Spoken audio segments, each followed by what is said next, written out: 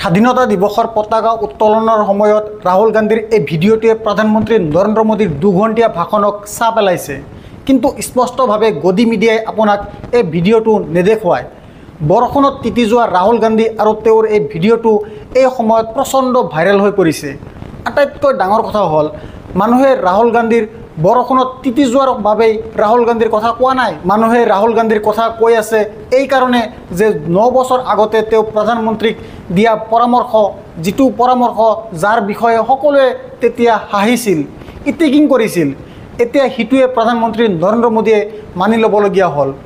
মনত ৰাখিব, 9 বছৰ আগতে ৰাহুল গান্ধীয়ে এটা বিবৃতি দিছিল, য'ত তেওঁ কৈছিল যে GSTৰ ওপৰত 18% কেপ লিমিট থাকিব লাগে, সীমা থাকিব লাগে। এতিয়া প্ৰধানমন্ত্ৰী নৰেন্দ্ৰ মোদীয়ে 2025 চনত লালকিল্লাৰ প্ৰাচীৰৰ পৰা ঘোষণা কৰে যে মই দীপাৱলীৰ সময়ত দেশবাসীক এটা অতি ডাঙৰ উপহাৰ দিব বিচাৰোঁ। অৰ্থাৎ ৰাহুল গান্ধীয়ে যিটো কথাই নকওক কিয় প্ৰধানমন্ত্ৰী নৰেন্দ্ৰ মোদীয়ে সিটো মানিবই লাগিব। প্ৰথমে 2016 চনত ৰাহুল গান্ধীয়ে দিয়া বক্তব্যটো দেখুৱাব বিচাৰিছোঁ। আপোনালোকৰ স্ক্ৰীণত তাৰিখ 18 অক্টোবৰ 2016। নোটবন্দীৰ আগত ৰাহুল গান্ধীয়ে কি কৈছিল? As the GST Council begins its deliberations today, I want to stress again that an 18% cap on the GST rate is in everybody's interest. সহজ ভাষাত ক'বলৈ গ'লে GST কাউন্সিলৰ বৈঠক হৈ আছে আৰু মই পৰামৰ্শ দিব বিচাৰিছোঁ যে GSTৰ ওপৰত 18% সীমা থাকিব লাগে আৰু এইটোৱে ৰাষ্ট্ৰীয় স্বাৰ্থত, এইটো সকলোৰে স্বাৰ্থত। ৰাহুল গান্ধীয়ে লগতে কয় যে 2005 চনৰ পৰা কংগ্ৰেছে এনে এটা GST বিচাৰিছিল যিটো কেৱল উদ্যোগ জগতৰ স্বাৰ্থতেই নহয়, লগত ব্যৱসায়িক জগতৰ স্বাৰ্থত, অৰ্থাৎ ক্ষুদ্ৰ ব্যৱসায়ীসকলৰ স্বাৰ্থতো। এই কথা কৈছিল ৰাহুল গান্ধীয়ে 2016 চনৰ 18 অক্টোবৰত। সহজ ভাষাত ক'বলৈ গ'লে এই দীপাৱলীত আপোনালোকৰ স্ক্ৰীণত অহা প্ৰস্তাৱিত দুটা স্লেব GST, যাৰ সীমা 18% হ'ব। এতিয়া মোদী চৰকাৰে দুগুণ দীপাৱলীৰ উপহাৰ হিচাপে আগবঢ়াইছে। 2016 চনত ৰাহুল গান্ধীয়ে যেতিয়া এই দাবী কৰিছিল তেতিয়া তেওঁক উপহাস কৰা হৈছিল। এতিয়া আশা কৰক সংবাদ মাধ্যম আৰু উদ্যোগ সংস্থাৰ পৰা থেংক ইউ মোদীজীৰ দৰে বাৰ্তা। ইয়াকে কয় হেডলাইন মেনেজমেণ্ট। অৰ্থাৎ হেডলাইন কেনেকৈ আপোনাৰ পক্ষত ঘূৰাই অনা যায়। ভাৰতীয় জনতা পাৰ্টিৰ পৰা এই কথা জানি লওক। 2016 চনত ৰাহুল গান্ধীয়ে কোৱা কথাখিনি ইতিমধ্যে দেখুৱাই দিছোঁ। আৰু এতিয়া শুনক প্ৰধানমন্ত্ৰী নৰেন্দ্ৰ মোদীয়ে কি ঘোষণা কৰিছিল, যিটো কেনেবাকৈ বহু বছৰ আগতে ৰাহুল গান্ধীয়ে দিয়া পৰামৰ্শ শুনোৱা হওক। दिवाली में आपकी डबल दिवाली का काम मैं करने वाला हूं। इस दिवाली में आपको एक बहुत बड़ा तोहफा देशवासियों को मिलने वाला है। पिछले 8 साल से हमने GST का बहुत बड़ा रिफॉर्म किया, पूरे देश में टैक्स के बर्डन को कम किया, टैक्स की व्यवस्थाओं को सरल किया और 8 साल के बाद समय की मांग है कि हम एक बार उसको रिव्यू करें। हमने एक हाई पावर कमेटी को बिठा करके रिव्यू शुरू किया, राज्यों से भी विचार विमर्श किया और मेरे प्यारे देशवासियों, हम नेक्स्ट जनरेशन GST रिफॉर्म्स लेकर के आ रहे हैं। ये दिवाली के अंदर आपके लिए तोहफा बन जाएंगे। सामान्य मानवीय की जरूरतों के टैक्स भारी मात्रा में कम कर दिए जाएंगे। बहुत बड़ी सुविधा बढ़ेगी। हमारे MSME, हमारे लघु उद्यमी, इनको बहुत बड़ा लाभ मिलेगा। रोजमर्रा की चीजें बहुत सस्ती हो जाएगी और उससे इकोनॉमी को भी एक नया बल मिलने वाला। केवल एयाई নহয়, আপোনালোকে মনত ৰাখিব যে প্ৰধানমন্ত্ৰীয়ে যুৱক যুৱতীসকলৰ বাবে 1 লাখ কোটিৰ ঘোষণা কৰিছিল, যদিও ৰাহুল গান্ধীয়ে ইয়াক জুমলা বুলি অভিহিত কৰিছে। কাৰণ ৰাহুল গান্ধীয়ে কৈছে যে ইয়াৰ আগতে প্ৰধানমন্ত্ৰীয়ে ইমানবোৰ এনে ঘোষণা কৰিছিল যদিও দেশৰ জনসাধাৰণে একো নাপালে। প্ৰধানমন্ত্ৰীয়ে 1 লাখ কোটি টকাৰ ঘোষণা সন্দৰ্ভত ৰাহুল গান্ধীয়ে কি কয় চাবলৈ মন দিয়ক আৰু ৰৈ থাকক। আজি ৰাহুল গান্ধীয়ে যিয়ে নকওক কিয় বহু বছৰৰ পাছতে প্ৰধানমন্ত্ৰী মানি ল'বলগীয়া বাধ্য হৈ পৰে। কংগ্ৰেছে এই কথা দেশবাসীৰ আগত তথ্য সহকাৰে দাঙি ধৰিছে। কেনেকৈ কিছু সময়ৰ পিছত কৈ আছোঁ, কিন্তু প্ৰথমে চাওক ৰাহুল গান্ধীয়ে প্ৰধানমন্ত্ৰী নৰেন্দ্ৰ মোদীৰ 1 লাখ কোটিৰ ঘোষণাক লৈ কি কৈছে। 1 লাখ কোটি টকাৰ জুমলা ছিজন 2 আপোনাৰ স্ক্ৰীণত।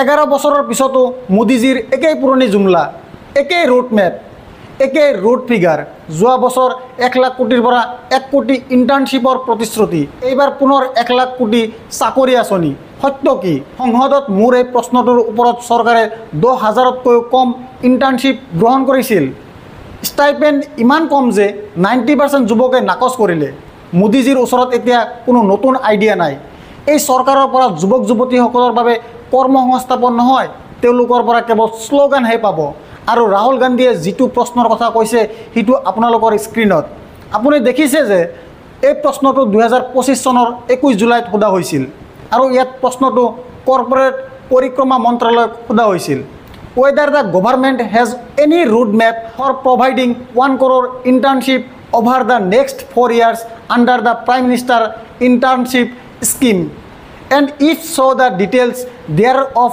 along with the internship planned for 2024-25 the details of application receipt internship offered and accepted in both round 1 and round 2 of the scheme along with the number of youth currently doing the internship under the scheme এই প্ৰশ্নটো ৰাহুল গান্ধীয়ে সুধিছিল আৰু উত্তৰ আপোনাৰ সন্মুখত আছে মুঠ আবেদন 10,77,000 কিমানক অফাৰ দিয়া হৈছিল 1,53,000 আৰু আটাইতকৈ চাঞ্চল্যকৰ কথাটো হ'ল কিমানজন ইণ্টাৰ্ণশ্বিপত জইন কৰিলে আপোনাৰ স্ক্ৰীনত 9,453 চৰকাৰে কিমান অফাৰ দিছিল 1,53,000 আৰু কিমান যুৱকে একচেপ্ট কৰিলে মাত্ৰ 10,000 ইয়াৰ পৰা বুজা যায় যে চৰকাৰৰ এই আঁচনিখনক লৈ যুৱক যুৱতীসকলে নিজে কিমান উৎসাহিত হৈছিল কিমান উত্তেজিত হৈ পৰিছিল কিন্তু হয় সকলো বিষয়ৰ ওপৰত হেডলাইন মেনেজমেণ্ট সকলোবোৰ শ্লোগান হিচাপে উপস্থাপন কৰা হয়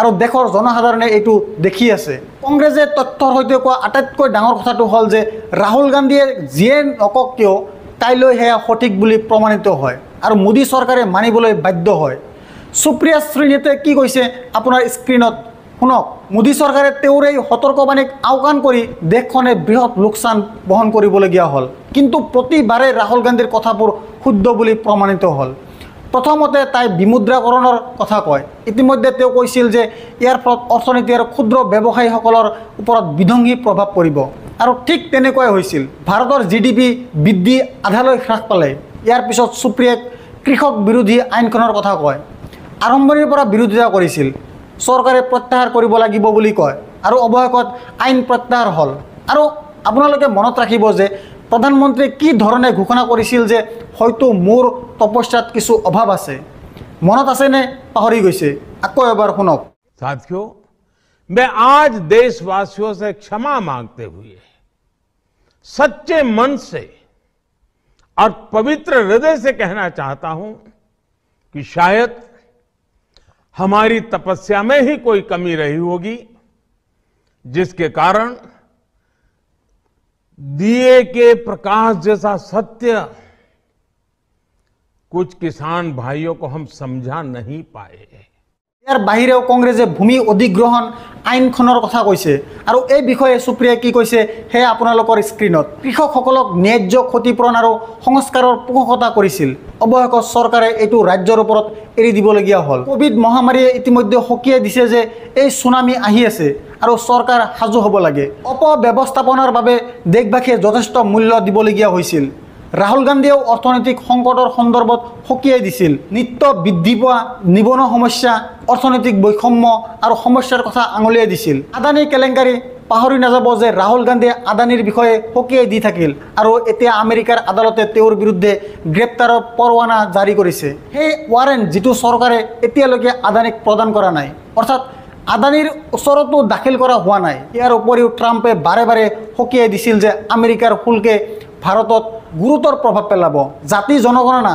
যিটো ৰাহুল গান্ধীয়ে ডাঙৰ ইস্যু কৰি তুলিছিল আপোনালোকে জানে যে এইটো এটা বিষয় যিটো ৰাহুল গান্ধীয়ে উত্থাপন কৰিছিল আৰু পিছত চৰকাৰে ইয়াক মানি ল'বলগীয়া হৈছিল আটাইতকৈ ডাঙৰ কথা হ'ল চৰকাৰে মানি ল'ব লগা হোৱাই নহয় বিভাজন হ'লে বিচ্ছিন্ন হ'ব বুলি মুখ্যমন্ত্ৰী আদিত্যনাথৰ শ্লোগানটো সম্পূৰ্ণৰূপে ছিন্ন ভিন্ন হৈ পৰিছিল তদুপৰি ভোটাৰ তালিকাত ভোট চুৰি আৰু ৰিগিঙৰ প্ৰমাণ দিয়া হৈছিল যিয়ে ওৱান মেন ওৱান ভোট আৰু ন্যায্য নিৰ্বাচনৰ ভেটি আৰু শেষত 18% GSTৰ সীমা আৰু অধিক বিপদত পেলাইছে। ৰাহুল গান্ধীৰ বক্তব্য আছিল 2016 চনত আৰু অৱশেষত 2025 চনত প্ৰধানমন্ত্ৰী নৰেন্দ্ৰ মোদীয়ে মানি ল'বলগীয়া হ'ল। মই আপোনালোকক সহজ ভাষাত বুজাই দিম যে প্ৰধানমন্ত্ৰীয়ে GSTৰ 18% সীমাৰ বিষয়ে কি কৈছে। কিন্তু তাৰ আগতে মই এটা কথা আপোনালোকৰ সন্মুখত ৰাখিব বিচাৰিছোঁ। কল্পনা কৰকচোন যদি এনে এখন ভাৰত থাকিলেহেঁতেন য'ত বিৰোধী আৰু চৰকাৰৰ মাজত মতভেদ নহ'লহেঁতেন আৰু তেতিয়া ভাৰত কিমান আগবাঢ়িলেহেঁতেন। আপুনি কল্পনা কৰিব পাৰে, কল্পনা কৰকচোন যদি প্ৰধানমন্ত্ৰী নৰেন্দ্ৰ মোদী প্ৰধানমন্ত্ৰী হ'লহেঁতেন আৰু ৰাহুল গান্ধী শ্বেডো প্ৰধানমন্ত্ৰী হ'লহেঁতেন। কাৰণ ব্ৰিটেইনত এই ব্যৱস্থা আছে। কোৱাৰ অৰ্থ স্পষ্ট যে যদি চৰকাৰ আৰু চৰকাৰৰ মাজত সহযোগিতা থাকিলেহেঁতেন তেন্তে ইয়াৰ পৰা দেশ কিমান লাভৱান হ'লহেঁতেন। কিন্তু বিজেপি চৰকাৰৰ যে এটাই উদ্দেশ্য আছে সেয়া স্পষ্ট, বিশ্বগুৰু হিচাপে বৰ্তমানৰ প্ৰধানমন্ত্ৰী নৰেন্দ্ৰ মোদী ভোট আহৰণৰ বাবে দেশক হিন্দু মুছলমান কৰা, ভাই ভনীক বিভাজন কৰাত বিশ্বাস কৰে আৰু এইবিলাক তেওঁলোকৰ ৰাজনীতি। ধাৰাবাহিকভাৱে ৰাহুল গান্ধীক সৰজৰ এজেণ্ট হিচাপে উপস্থাপন কৰা, তেওঁক কোনো প্ৰমাণ নোহোৱাকৈ ৰাষ্ট্ৰ বিৰোধী চীন সমৰ্থক বুলি অভিহিত কৰা। আপুনি ঠিকেই শুনিছে, কোনো প্ৰমাণ নোহোৱাকৈ। আৰু এতিয়া আপুনি অপেক্ষা কৰি থকা প্ৰশ্নটো, লালকিল্লাৰ পৰা প্ৰধানমন্ত্ৰীয়ে ঘোষণা কৰা GSTৰ 18% সীমাৰ অৰ্থ কি? সহজ ভাষাত ক'বলৈ গ'লে এতিয়া আপোনাৰ স্ক্ৰীণত প্ৰধানমন্ত্ৰী নৰেন্দ্ৰ মোদীয়ে 2025 চনৰ 15 আগষ্টত স্বাধীনতা দিৱসৰ ভাষণত ঘোষণা কৰিছিল যে চৰকাৰে পৰৱৰ্তী প্ৰজন্মৰ GSTৰ সংস্কাৰ দেশলৈ দীপাৱলীৰ উপহাৰ হিচাপে লৈ আহিব। ইয়াৰ মূল কথাবোৰ কি কি? ডাঙৰ GST কৰ্তন, দৈনন্দিন অত্যাৱশ্যকীয় সামগ্ৰী আৰু প্ৰয়োজনীয় সামগ্ৰীৰ ওপৰত কৰ হ্ৰাস পাব। ইয়াৰ উদ্দেশ্য হৈছে সাধাৰণ জনতাৰ ওপৰত কৰ বোজা হ্ৰাস কৰা আৰু ক্ষুদ্ৰ ব্যৱসায়ী অৰ্থাৎ MSME আৰু স্থানীয় দোকানীসকলক উপকৃত কৰা। গাঁথনিগত পৰিৱৰ্তন, ওলোটা শুল্কৰ গাঁথনি সংশোধন কৰা হ'ব যাতে ইনপুট আৰু আউটপুটৰ হাৰ সুষম হৈ থাকে। GSTৰ হাৰ সৰল কৰা হ'ব। বৰ্তমান 12% কৰ আৰোপ কৰা বেছিভাগ বস্তুৰ ওপৰত 5%লৈ স্থানান্তৰ কৰা হ'ব। 28% কৰ থকা বহু সামগ্ৰী 18 স্লেবত অনা হ'ব। 18% স্লেবত অনা হ'ব। বেছিভাগ বস্তুৰ বাবে মাত্ৰ দুটা মূল স্লেব থাকিব, অৰ্থাৎ 5% আৰু 18%। বিলাসী আৰু পাপৰ সামগ্ৰী যেনে ধপাত, মদ আদিৰ বাবে সুকীয়াকৈ উচ্চ কৰ থাকিব। আৰু যদি আমি ইয়াৰ বিস্তৃত প্ৰভাৱৰ কথা কওঁ তেন্তে ইয়াৰ প্ৰভাৱ আপোনাৰ স্ক্ৰীণত কিমান হ'ব? এই সংস্কাৰে বাতৰি বৃদ্ধি কৰিব, ব্যৱসায়ীসকলে কৰ আদায় কৰাত সহজ হ'ব, বিবাদ হ্ৰাস পাব আৰু কৰ ব্যৱস্থা অধিক সুস্থিৰ আৰু সমতাপূৰ্ণ হ'ব। পৰামৰ্শৰ পিছতো সিদ্ধান্ত, ৰাজ্যসমূহৰ সৈতে আলোচনা আৰু GSTৰ পৰিষদৰ উচ্চ ক্ষমতাসম্পন্ন সমিতি আৰু মন্ত্ৰী গোটৰ পৰামৰ্শৰ অন্তত এই সংস্কাৰসমূহ অনা হৈছে। এই কথাটোৱে কৈছিল ৰাহুল গান্ধীয়ে যে ৰাজ্যসমূহৰ লগত পৰামৰ্শ কৰক। এই কথাই ৰাহুল গান্ধীয়ে কৈছিল যে GST কাউন্সিলে GSTৰ ওপৰত 18% সীমা ৰাখিব লাগে আৰু এতিয়া প্ৰধানমন্ত্ৰী নৰেন্দ্ৰ মোদীয়ে সন্মতি দিবলগীয়া হ'ল। প্ৰতিবাৰে মানি ল'বলগীয়া হয় আৰু এইবাৰো আপুনি একে কামেই কৰিলে। কিন্তু যদি দেশৰ স্বাৰ্থত ঘটি আছে, যদি ইয়াৰ দ্বাৰা উদ্যোগ জগত আৰু ক্ষুদ্ৰ ব্যৱসায়ীসকলে লাভৱান হৈছে তেন্তে কিয় নহয়? ইয়াৰ ক্ৰেডিট ৰাহুল গান্ধীয়ে পায় নাপায়, কিন্তু দেশখনে ইয়াৰ পৰা নিশ্চিতভাৱে লাভৱান হ'ব।